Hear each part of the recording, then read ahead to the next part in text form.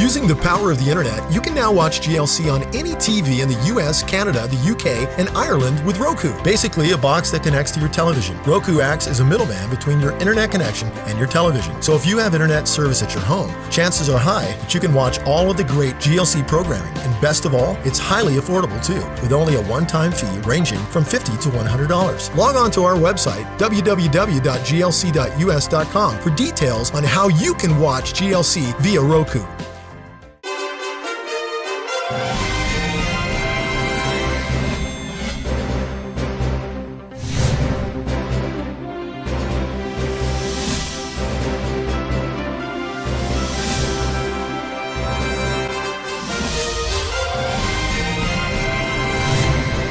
Well, welcome to the update on Monday. And I want to just say, if you know my brother John Cooper, tell him happy birthday tomorrow. He's 91 years of age. Wow. Yeah. And we saw him this weekend at Roswell. We went up there for that reason. It was the nicest cold weather here, you know, Thursday and Friday. And hit 70 degrees in Roswell on Saturday, and we got up and had to run like crazy to get out of town before it snowed again. Yeah, they had 2 inches on the ground in no time flat yesterday over there. But the weather kept saying while we were dressing to get ready to leave, maybe 1 inch, less than 1 inch at 4 o'clock, and it was snowing before we got out of town. Okay, what do we got lined up today? You got any announcements? I don't think so. Okay. Well, I think I'm fresh out of announcements. Fresh out of announcements. Fresh out, yeah. We're still mailing things. We are still mailing things. Okay, I have an announcement. Becky Johnell's back in town. Yay. And yay, she took packages to the post office today to mail those off. So another 40 of those went. And then I'm processing bookstore stuff, as most of you know. Sorry if your stuff has been slow. I'm on top of it now. There was an adjustment period for me.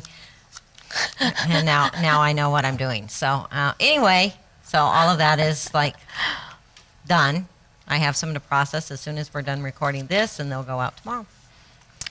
Well, we had a gentleman and his wife come by while we were at Chili's in Roswell, a partner from up near Ruidosa, and he wanted to thank you. He especially made a point to come and tell me thank you for the gifts. Yeah, we are really getting really good feedback. And even people who were expecting the gifts are blown away by what they're getting. You know, it's just, they're fabulous. They're fabulous gifts. I think that's maybe some people understood that, and that's why they were so up in arms that they hadn't gotten anything yet. But I still have some packaging to do, but it'll get done. It'll get done. It will. You have a letter. I got a letter, and I'm wearing wearing my update vest. Okay. Oh, I will. It's not your update vest. It's your roundup vest. No, this is my roundup. That's what it says. Yeah, okay. Okay. I will give people an update on the projects that we're working on, the IP project. If you didn't hear last week, we got a check for $50,000. So we're off and running on the IP project conversion now, and the funds are coming in. So thank you for that. Thank you for your response. Amen. And you know what? I just want to really thank you for all the really encouraging letters that we're getting over and over and over again. People are saying, you know what? God is not done with GLC. The message is too important. Yeah.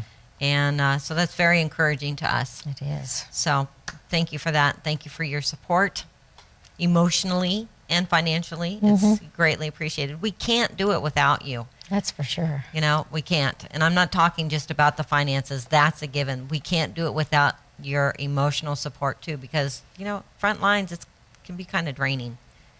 So there you are. Okay, now you can share your letter. Sorry. Well, I want to say one other thing. We met several partners up in Roswell, and that just goes along with what you had to say about how encouraging they were with us. You know, we've actually gotten quite a few new partners. Really? Yeah, we really have. I'm seeing it in the mail, which I really wouldn't be that familiar with it if it wasn't for the fact that Monica's out. She was supposed to be back today, but yesterday it kind of started snowing here, and then there was some ice, and it's like, Monica, No, you can't get out. I'm sorry. I can't have you with a second broken leg. So, anyway. But it's beautiful and sunny today, so maybe it'll all melt away, and then it'll be wonderful tomorrow. sure I it's know all she's melting. ready to come back, but keep her in your prayers. She says her leg is healing good, but she was having some issues with it over the weekend. On it too much. Are we ready for the letter? Yes. We are. Greetings, Al, Tommy, and Amy. We are so glad to hear that the Galaxy 19 satellite is still in the future plans of GLC, as this is our only reasonable way of viewing your program. We too have very limited access to internet, as we are located in the rural mountains of North Georgia. Wow. And can only get satellite internet with a small data plan, which means we can only view about 5 hours of video a month. Okay, now that's satellite internet. That's not the Galaxy 19. Yeah, right. It's having the internet via satellite. But those data plans are incredibly expensive. And so when he's talking about 5 hours, that's because 5 hours cost so much.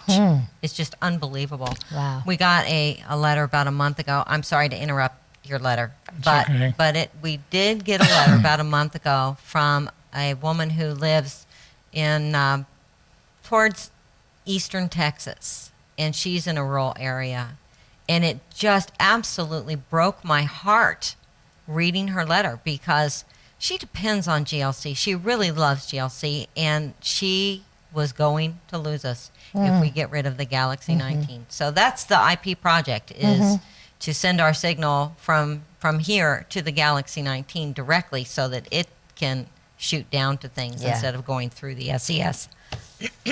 Anyway, now you may proceed. Ready? Sorry.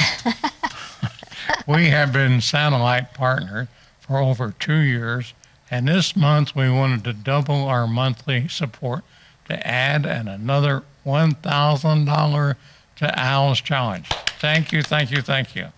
Even if you had gone off Galaxy 19, we had planned to continue our $1,000 monthly donation, as we believe this ministry is vital in these end times. We pray that other GLC viewers will send in their support so you can make the IP transition quickly. We enjoy all your programs and have GLC on almost all the entire day. Our favorite programs are Lots, Update News, of First fruits. First Fruits, Shabbat Shalom with Sandra, Rocks, Shovels, and Manuscripts, BSA Presents, Walking with Messiah, and Digging the Truth. Blessings and Shalom, James and Robin from I've never heard of Adairsville, It Adairsville? might be Adairsville. I would think but it was. is Georgia. It is Georgia. Well, thank you. Thank you, didn't have guys. to- I didn't have to say the town. Thank you. Well, you know what's Wonderful to really hear from great? you. That is a really outstanding example of the types of letters that we're getting. And you notice in there that they said, we were going to continue our support even if we lost you Yeah. on the Galaxy 19 Right. because it's so important what you're doing. That's amazing. It is amazing. We We so got some really great appreciate mail you. today, too, but you didn't get to see it yet. I know. I'm Sorry. looking forward to it. Well, I'm going to use part of Psalm 122 for devotion today. Starting with verse 6, you'll soon see why I'm using this. Pray for the peace of Jerusalem. May those who love you be secure. And I have it in my margin. Someone has said that these words don't say, may there be. It says, there will be. There will be peace within your walls and security within your citadels. For the sake of my brothers and friends, I will say, peace be within you. For the sake of the house of the Lord our God, I demand your prosperity. So pray for the peace of Jerusalem. Well, nobody has really said it, but ISIS's main goal through this whole thing they're doing is to get Jerusalem back under the A Muslim flag. caliphate. Yep. Their goal is to Rule and subdue reign the everywhere. world. The world. Okay, you know what? I did not have time to edit any articles today, but what I did do was make a short list of 13 articles. I just want to tell you the titles of them and try to tie some things together for you off of this before we launch into the news. The first one, 14 killed as Philippine troops battle militants. Gee, who do you think they're aligned with? Britain and Frenchmen in an ISIS beheading video. We just had someone else beheaded. That has hit the news. Kasig, I believe is how you pronounce it, Kassig. But along with him were either, I think it was 18 Syrian troops loyal to President Bashar al-Assad, who were also beheaded. And there were pictures of all of them being led in a line before they were beheaded, bowed down. They had them bowed down like animals. Now, I should tell you something. ISIS is beheading the troops that are loyal to Bashar al-Assad. What's that tell you? Think about it. It's kind of important. Now, to top it off, this time, you know how they usually cover their faces? Jihad John, right? Didn't bother? This time, they weren't wearing masks. And that's why the title of that article is Britain and Frenchmen have been identified. I believe the Frenchmen went in August of 2013 to Syria to join with the Islamic State. Oh, wow. So they're getting braver and braver. Down here we have Egyptian militants, and we've told you about the Egyptian militants, especially in the Sinai Peninsula. Ansar Bek al-Dis, I believe. I know it's Ansar. Well, they have sworn their allegiance to the Islamic State. We also have Boko Haram.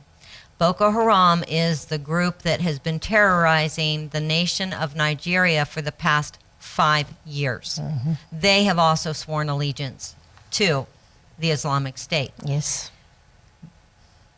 They released some video, some behind-the-scenes video with Boko Haram. These guys aren't nice at all. And there are lots of reports going on about the fact that they're chopping people's hands off. They're doing the beheadings too. You don't hear a lot about your hands being chopped off, but think about that.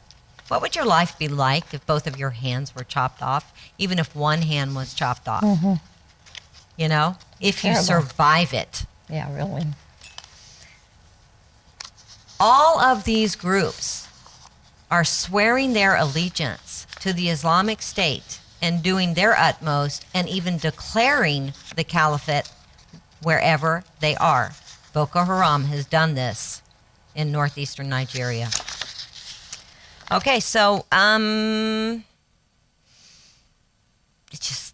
just can't even believe what is going on. The Hamas official said on Sunday, get this. This is really important because Mahmoud Abbas, the Palestinian Authority chairman, who you hear about all the time, he's also known as Abu Mazen, formed a unity government with the Hamas militants that rule the Gaza Strip. Oh, boy. Last April, I believe it was. Sunday, a Hamas official said, we need a new unity government. So see, they've been trying to cover up what the breakdown that's going on behind the scenes, and we've been trying to tell you about what's been going on. So now that's fairly public. I wonder where else you're going to hear about that. Here's something that really, oh my goodness. We've got all this stuff going on in the temple, on the Temple Mount. You know, a couple of weeks ago, it was on a Wednesday, 2 weeks ago, a bunch of Palestinians locked themselves in the Al-Aqsa Mosque up on the Temple Mount. Now, that's the black dome that you see. The biggest part of that mosque is actually underneath. You can't see it, okay? Well, these guys barricaded themselves in there, and they were firing fire bombs and rockets and all kinds of stuff at the police. The Israeli police actually had to go into the mosque to put a stop to this. As a result, Jordan pulled their ambassador to Israel out. Now, why did that happen? Because Jordan has de facto control over the Temple Mount through the Waqf. It's spelled W-A-Q-F. They're in charge, really, of keeping things peaceful up there. Well, what happened when they failed to keep things peaceful and the Israeli police had to go in there, this was kind of a slap in the face to the Jordanians. And that's why they had to pull their ambassador. There's always more than meets the eye going on. Oh, yeah. Oh, last week, the National Cathedral, our National Cathedral, hosted the first ever Muslim prayer. Mm-hmm. And, of course, they turned their backs on the crosses. They faced Mecca to pray. The supremacists, do you remember this happened? I believe it was last April as well. A white supremacist here in America went to a Jewish community center on Shabbat. Went crazy, killed people in the parking lot. I know one man and his grandson.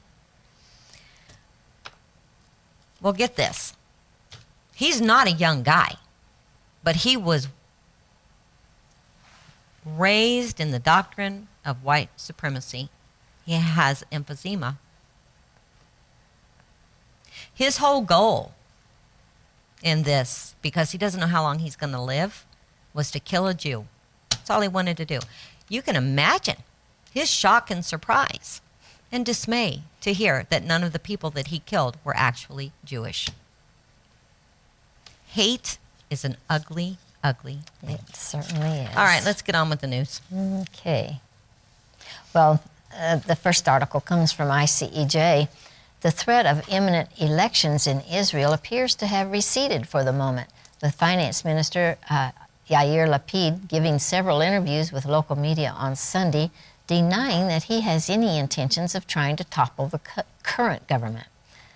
I don't think we need an alternative government or elections, and I don't think anyone wants such things, Lapid told Channel 2.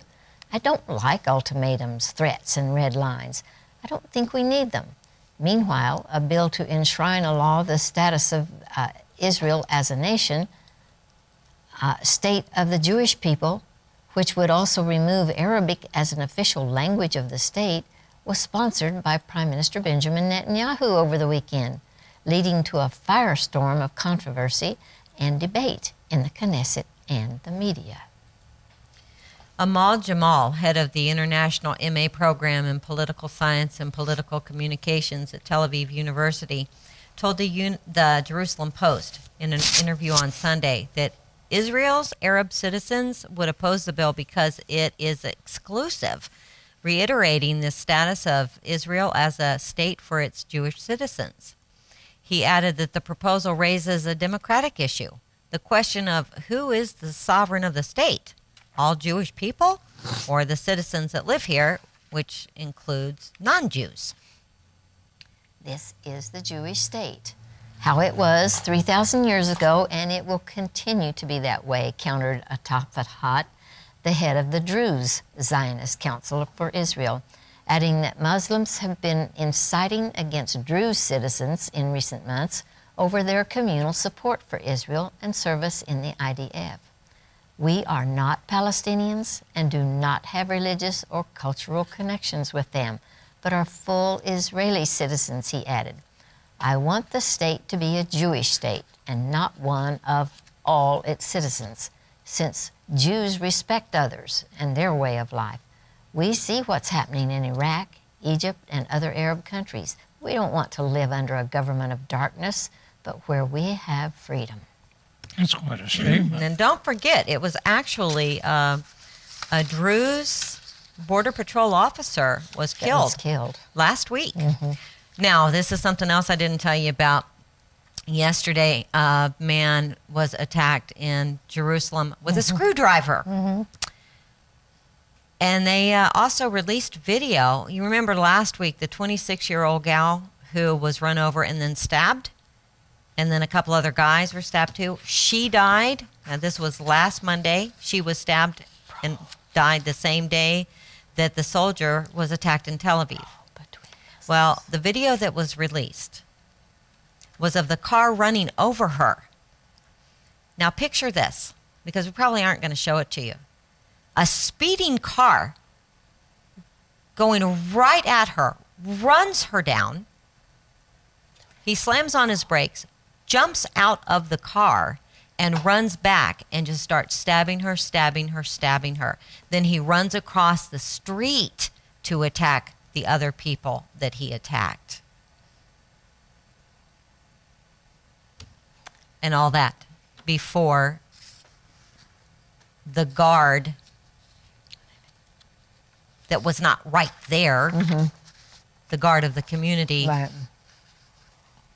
took care of matters. Well, that's kind of like why Rabbi Richmond said back in 02 and 03, he always carried a pistol. Well, Anyone who has served in the military anyone does. who has served in the IDF does. And I know in the IDF, you have to sleep with your sidearm. Your sidearm.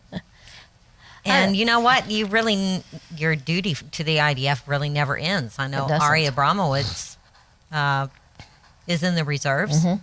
They're always in the reserves. They always get called back whenever there's some big thing to do. It's not like they have millions of people to draw on to defend them. That's right. I've got another short article here from ICEJ about a brawl between Muslims and Druze. The northern Israeli town of Abu Sinan remained tense on Monday following a large-scale brawl on Friday evening between the town's Arab and Druze residents that left individuals wounded.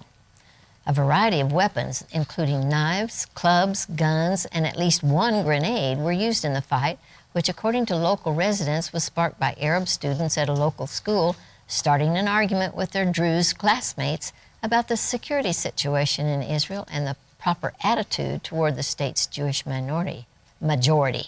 Other residents disputed this account while police continued the investigation. I thought that's interesting. There's a beautiful Druze community up in the Golan. I wonder if it was one of those. Oh, this next article we definitely don't want to miss. Right. This comes from aljaminer.com, and actually a pretty good news source.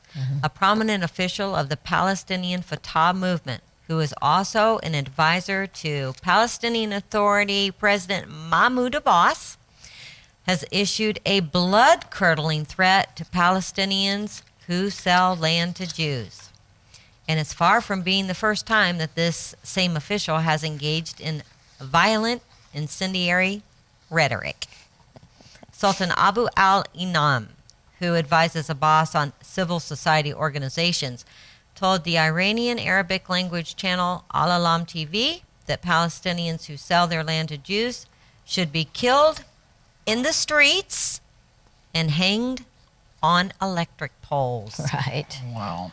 And during the interview, translated by the Middle East Media and Research Institute, MEMRI, a snarling Abu al-Inin praised the man who attempted to murder Israeli activist Rabbi Yehuda Glick, saying that the way to fight the Israeli occupation is the way of the martyr Mutaz Hijazi. As his voice reached fever pitch, Abu al-Inan declared that any Palestinian who sells even an inch of our Palestinian land must be killed in the streets and hung on an electric pole. Abu al-Inan had made several similarly violent statements already this year. In June, the Palestinian news agency Ma'an reported that the Palestinian Authority had rejected a call from 5 U.S. congressmen to fire Abu Alinan after he praised Salam al-Zakal, the murderer of Evitar Borovsky, a 31-year-old father of 5 from the Jewish community of Yitzhar in the West Bank. On that occasion, Abu Alinan also lauded the mother of the murderer with the words, "Blessings to the breast that nursed him." In July, Abu Alinan called for an all-out war against Jewish residents of the West Bank.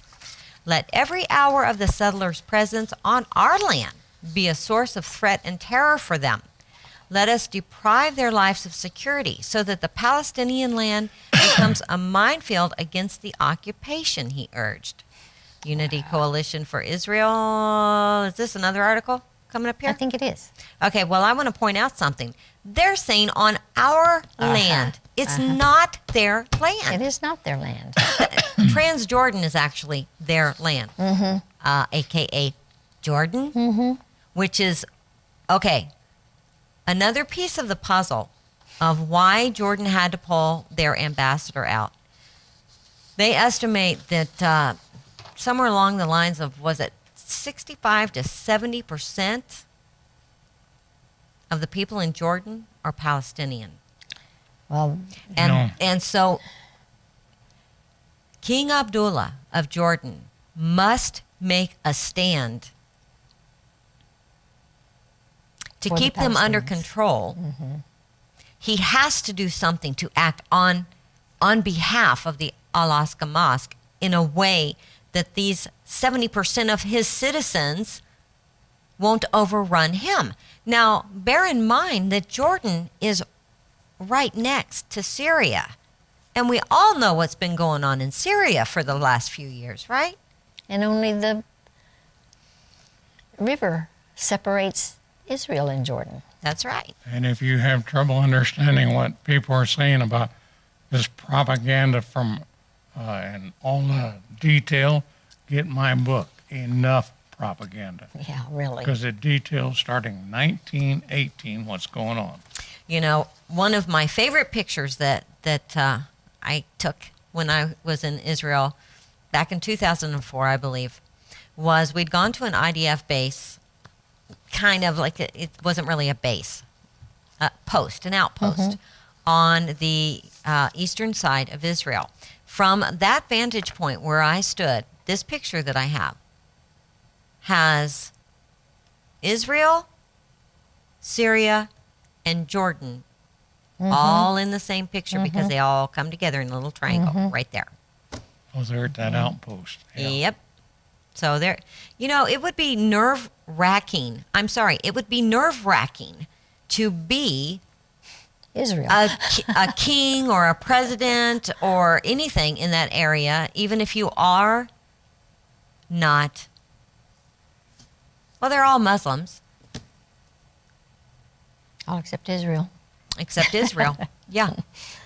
Oh, my. They may not agree with each other, all the Muslims. Oh, they never do. Well, they never do. Yeah, that's but what I'm okay, getting at. well, we're going to point out that the Islamic State doesn't hesitate to behead anybody. Anybody. The Kasich guy that they beheaded, he was an American. He had converted to Islam. They still killed him. He only went to Syria to help. He was an aid worker. All of the Syrian troops that they let out, I can pretty well guarantee you, all of them were probably some sort of Muslim. Bashar Assad is an Alawite, which is a Shiite. The Islamic State is Sunni. And if you're not a radical Sunni, they're going to kill you too. So anyway, that's all the news we have time for today anyway. Well, I wanted to let you know that the Boko Haram people are being retaliated against by the natives. They're finally rising up as a people. And they're getting even. We'll see you next time. God bless you.